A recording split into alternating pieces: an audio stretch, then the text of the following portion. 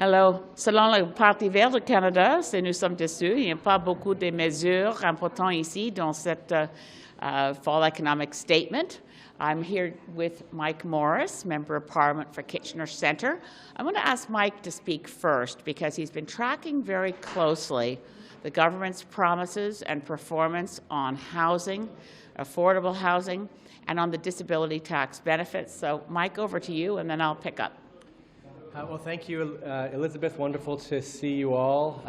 Certainly, there are some measures in this Fall Economic Statement that we are encouraged to see. In the midst of a housing crisis, you think as a starting point it would be a reasonable suggestion to remove income tax exemptions for small, short-term investors that are taking units off of the housing market. We certainly applaud that move that is in this Fall Economic Statement.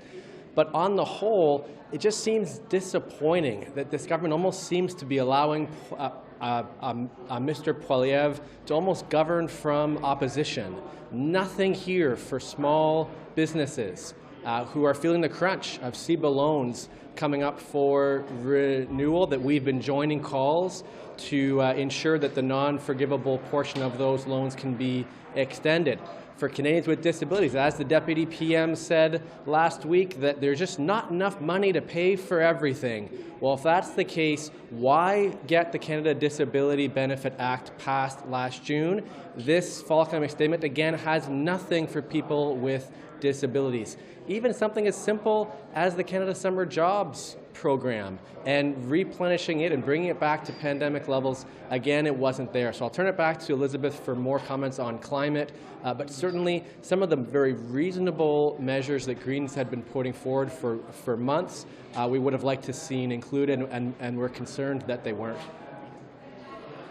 Things we thought we would see, and we highlighted them in a press release yesterday, going down the list where I thought today we could say, well, we're really pleased we highlighted this one because checkmark, the government has done it. That's not the case. We really thought we would see replenishment of the Greener Homes Initiative, the kinds of measures that used to be called eco-efficiency measures, especially given the government's recent regionally, I mean, they trying to claim after the fact that this wasn't about Atlantic Canada when the Prime Minister made the announcement of the carve-out for home heating oil surrounded by Liberal MPs, wasn't really very convincing. But after that regional carve-out, there was a real focus on the importance of homes being cheaper to heat and cool. It's really important. It's an important climate measure. 30% of greenhouse gases in Canada are emitted by our built infrastructure, our buildings. So it's a no-brainer. It cuts costs and it cuts greenhouse gases. The Greener Homes Initiative, which was announced just about a little more than a year ago at $3.6 billion, is now almost exhausted. How come they've gone through $3.6 billion? Because Canadians are keen to spend their own money and get rebated by making their homes more efficient. Heat pumps are a big part of it.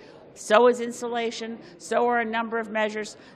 These measures need to be replenished. The Greener Homes Initiative is not replenished in the Fall Economic Statement. There is new money that has already been announced on heat pumps, and that's all. At the same time, we were looking and expecting to see that there would be a clarity around what surplus federal lands and surplus federal buildings could be converted to housing. This is, again, a re-announcement, $200 million that was already announced. It's in the Fall Economic Statement. I pressed finance officials in the lockup. Do you at least now know how much surplus federal land there is, how many surplus federal buildings there are to be converted to housing? They don't have answers for that yet either. Again, a re-announcement for the co-op housing model, for co-op housing rentals. There's a lot, I mean, Greens always applaud recycling, but there's a lot in this budget that is recycled, this Fall Economic Statement, recycled from previous announcements. So we do applaud as Mike said, the crackdown on those who are basically through Airbnbs profiting from taking housing out of available housing stock. especially only in those provinces that have already taken provincial action. That was good to see. The other thing that was good to see, to emphasize one other positive thing, Greens have worked for years, including amendments I've put forward to the Budget Implementation Act in the past, to remove the GST and the HST on services of therapists, counselors.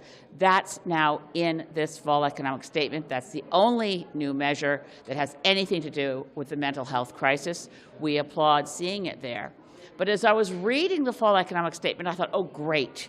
Here's the lead-in to doing something real for families that are having a hard time with groceries to pack their kids a decent school lunch.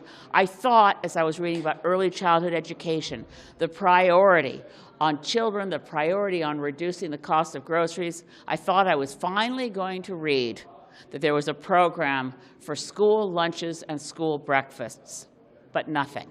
So once again, kids in Canada have a hard time learning when they go to school with empty stomachs, and when they get there, there are no breakfast, snacks, or anything available for them to help them learn. If you're looking at ways to make it more livable for families that are struggling, that are going to food banks, provide kids a decent school lunch, a decent breakfast when they show up. I'm very disappointed that that wasn't in the fall economic statement. I expected to see it. I'll stop there. We were looking for programs that make energy costs more affordable for Canadians by improving energy efficiency in transportation and in homes. That wasn't there. We also didn't see real help to families that want that support, although we did see a few good measures, which I think we've complemented and covered. Anything to encourage carbon capture, storage, and utilization in there? I think that the best thing we could do for carbon capture, storage, and utilization is call bullshit when we see it. This is an absolute fraud. Excuse me for using a bad word. Carbon capture and storage doesn't work. Shoveling billions towards it is just another disguised subsidy to the oil and gas sector. Take that money and find a way to give it to Canadians, to put in renewable energy projects. Take it away from big oil. And while we're at it, support Mike Morrice's motion number 92 to put an excess profits tax on big oil. Carbon capture, utilization, and storage, the most recent article I could find describing it was available in Bloomberg News, not exactly Greenpeace, saying, look, it just doesn't work. It's overhyped and it underperforms. Investment tax credits for hydrogen, clean electricity. What do you make of the timeline and the schedule for those that they've outlined? Sure. This was already announced again also in Budget 2023. I have manufacturers in my community who have been asking me, where is this? When is it happening? Really appreciate coverage from CBC on it. What we get in the fall economic statement is a promise for legislation with various timelines, in some cases as early as the fall, in some cases into 2024. Certainly encouraged, they haven't forgotten about it altogether, but we're really keen to see that legislation brought forward so that clean tech manufacturers can get the benefits of it. The one thing I think might be new, and I stand to be corrected on this, is support for taking waste-to-energy projects and adding them to the list of technologies that are going to be assisted. We certainly support that if it's an appropriate waste-to-energy project. Clean and green hydrogen from 100% non-fossil fuel sources. We also want to see that schedule. We want to see it coming forward. We want to see the legislation. A number of pieces of legislation are promised quickly following the fall economic statement. One we've been waiting for a long time is the Canada Water Agency. They've promised in the fall economic statement that we'll see that legislation soon. But again, I almost thought we might see the update to the Impact Assessment Act, because I know they want to move fast on that, but that's not one of the pieces of legislation that will follow the fall economic statement. Thank you. En français? En français? D'autres questions? Ça marche, merci. Merci.